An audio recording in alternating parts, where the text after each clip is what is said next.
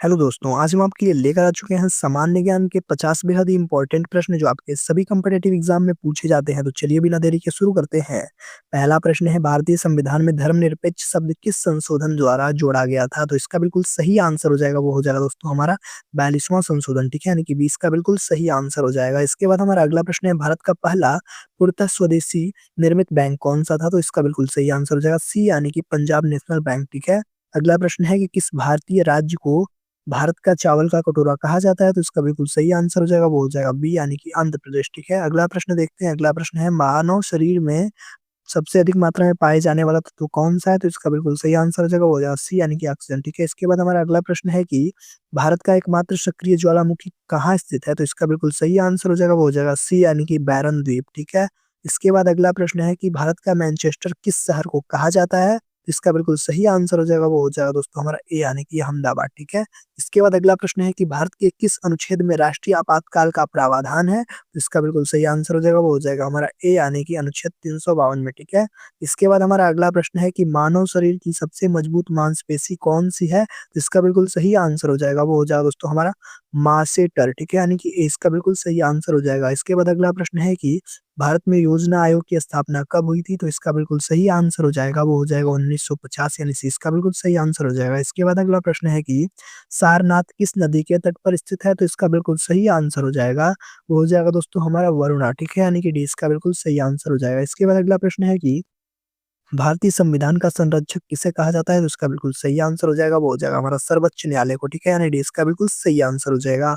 इसके बाद हमारा अगला प्रश्न है कि भारत का पहला ज्ञानपीठ पुरस्कार किसे मिला था? तो इसका बिल्कुल सही आंसर हो जाएगा, वो हो जाएगा दोस्तों हमारा जी शंकर कुरूप, यानी कि बी इसका बिल्कुल सही आंसर हो जाएगा, ठीक है।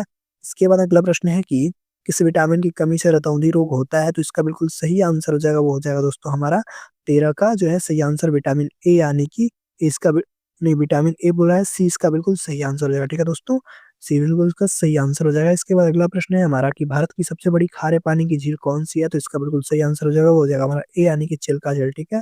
इसके बाद हमारा अगला प्रश्न है, लोकसभा का कार्यकाल कितने वर्षों का होता है? तो इसका बिल्कुल सही आंसर हो जाएगा बी, यानी कि 5 वर्षों का, ठीक है। इसके बाद हमारा अगला प्रश्न है कि भारत का पहला परमाणु परीक्षण कहाँ किया गया? तो इसका बिल्कुल सही आंसर हो जाएगा, वो हो जाएगा ए, यानी कि पोखरण, ठीक है। इसके बाद अगला प्रश्न है हमारा कि रक्त का लाल रंग किसके कारण होता है? तो इसका बिल्कुल सही आंसर हो जाएगा, वो हो जाएगा सी, यानी कि हीमोग्लोबिन के कारण, ठीक है। इसके बाद हमारा अगला प्रश्न है कि वेदों की भाषा कौन-सी है? तो इसका बिल्कुल सही आंसर हो जाएगा सी, यानी कि संस्कृत, ठीक है।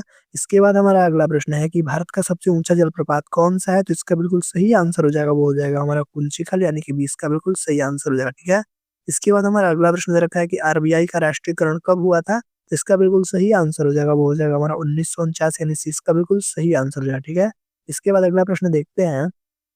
अगला प्रश्न है कि भारत का सबसे पुराना उच्च न्यायालय कौन-सा है? तो इसका बिल्कुल सही आंसर हो जाएगा, वो हो जाएगा दोस्तों हमारा ए, यानी कि कलकत्ता, ठीक है। इसके बाद हमारा अगला प्रश्न दे रखा है कि हरित क्रांति के जनक कौन है? तो इसका बिल्कुल सही आंसर हो जाएगा, वो हो जाएगा दोस्तों हमारा एम.एस. स्वामीनाथन, जिनकी ए इसका बिल्कुल सही आंसर हो जाएगा, ठीक है।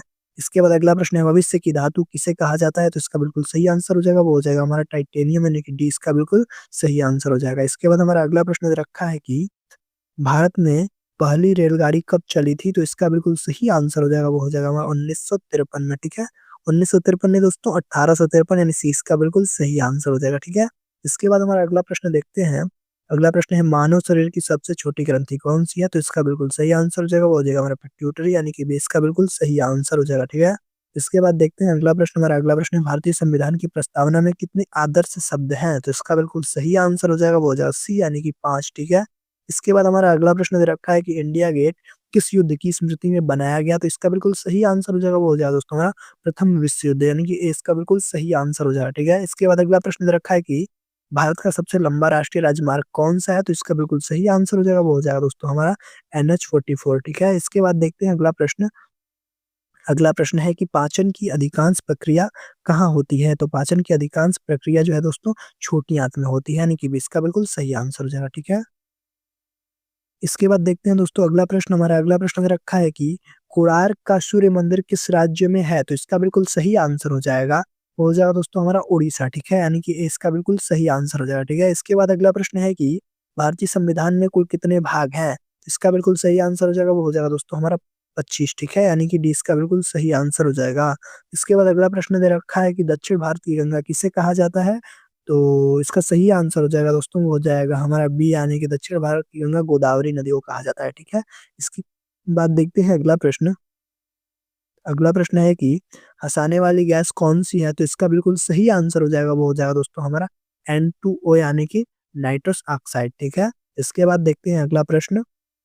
अगला प्रश्न है कि कुतुब मीनार का निर्माण किसने पूरा कराया? तो इसका बिल्कुल सही आंसर हो जाएगा, वो हो जाएगा दोस्तों हमारा इल्तुतमिश, ठीक है, यानी कि बी इसका बिल्कुल सही आंसर हो जाएगा। इसके बाद हमारा अगला प्रश्न है, भारत का पहला उपग्रह कौन-सा था? तो इसका बिल्कुल सही आंसर हो जाएगा, वो हो जाएगा आर्यभट्ट, ठीक है, यानी कि सी इसका बिल्कुल सही आंसर हो जाएगा।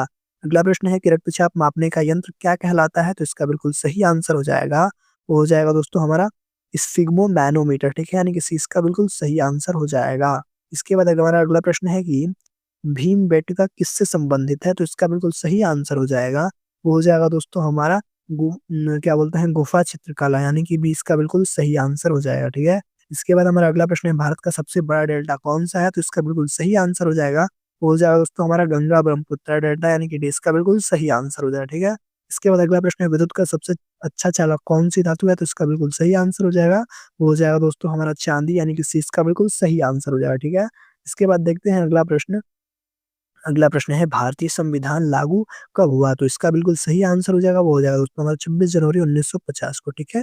यानी कि सी इसका बिल्कुल सही आंसर हो जाएगा, ठीक है? इसके बाद अगला प्रश्न देखते हैं। अगला प्रश्न है, नीली क्रांति किससे संबंधित है? इसका बिल्कुल सही आंसर हो जाएगा, वो हो जाएगा दोस्तों हमारा बी, यानी कि मत्स्य पालन से, यानी कि मछलियों के पालन से, ठीक है? इसके बाद हमारा अगला प्रश्न है कि भारत में सबसे अधिक वन क्षेत्र किस राज्य में है? तो इसका बिल्कुल सही आंसर हो जाएगा, वो हो जाएगा दोस्तों हमारा मध्य प्रदेश, यानी कि इसका बिल्कुल सही आंसर हो जाएगा, ठीक है? इसके बाद अगला प्रश्न है कि श्वसन की क्रिया मुख्यतः कहाँ होती है? तो इसका बिल्कुल सही आंसर हो जाएगा, वो हो जाएगा दोस्तों हमारा फेफड़े में, यानी कि सी इसका बिल्कुल सही आंसर हो जाएगा, ठीक है? इसके बाद अगला प्रश्न है कि सार्क का मुख्यालय कहाँ स्थित है? तो इसका बिल्कुल सही आंसर हो जाएगा, वो हो जाएगा दोस्तों हमारा सी, यानी कि काठमांडू में, ठीक है? इसके बाद देखते हैं अगला प्रश्न। हमारा अगला प्रश्न है कि पहली पंचवर्षीय योजना कब शुरू हुई?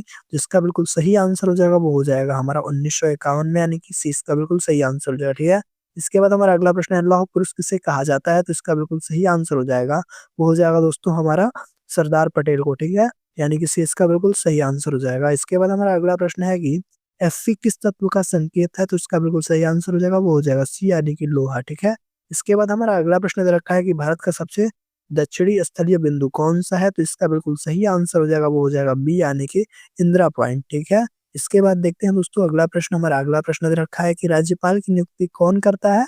तो इसका बिल्कुल सही आंसर हो जाएगा, वो हो जाएगा दोस्तों हमारा राष्ट्रपति, यानी कि सी इसका बिल्कुल सही आंसर हो जाएगा, ठीक है? इसके बाद देखते हैं दोस्तों अगला प्रश्न। हमारा अगला जो कि आखिरी प्रश्न है, इंसुलिन हार्मोन कहाँ बनता है? तो इसका बिल्कुल सही आंसर हो जाएगा, वो हो जाएगा दोस्तों हमारा बी, यानी कि अग्नाशय में, ठीक है?